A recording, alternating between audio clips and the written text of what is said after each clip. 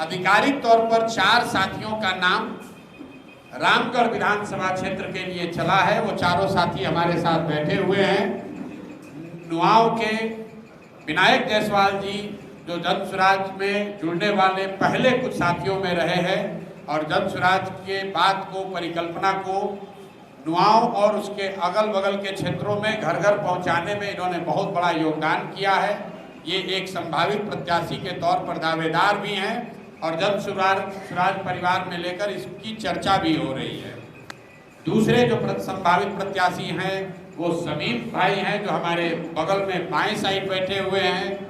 ये भी बहुत शिद्दत से कई पिछले महीनों से जब से हमारे साथ लगे हैं तब से बहुत मेहनत कर रहे हैं और पूरी तरीके से जन स्वराज के समर्पित जो साथी हैं उनमें इनकी गणना है, उसमें इनकी गिनती है और ये भी एक संभावित प्रत्याशी के तौर पर इनका नाम भी चर्चा में है।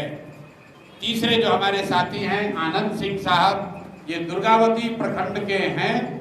बहुत लंबे समय तक इन्होंने राजद की राजनीति करी है और जब मैं मधेपुरा में पैदल चल रहा था वहाँ पर कैंप में आकर इन्होंने अपने साथियों के साथ जन स्वराज जुड़ने की बात कही।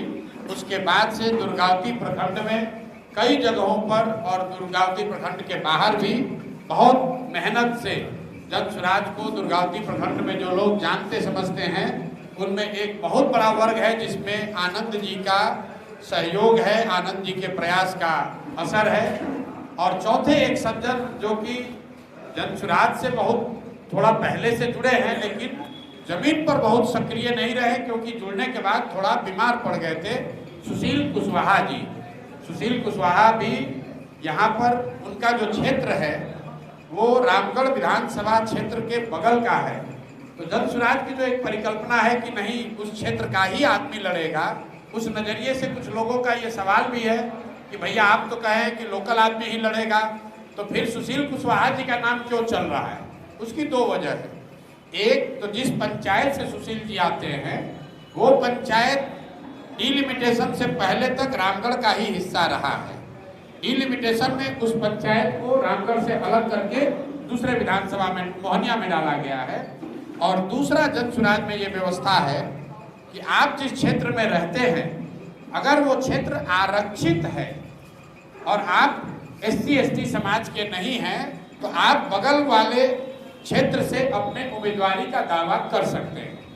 इन 4 उम्मीदवारों के साथ एक और दलित साथी का नाम भी कंटेंशन में है क्योंकि जन स्वराज की जो व्यवस्था है उसमें हम लोगों ने ये कहा है कि अनारक्षित सीटों पर भी अगर कोई समाज का, दलित समाज का काबिल व्यक्ति हो तो वो व्यक्ति भी चुनाव लड़ने की रेस में शामिल हो सकता है।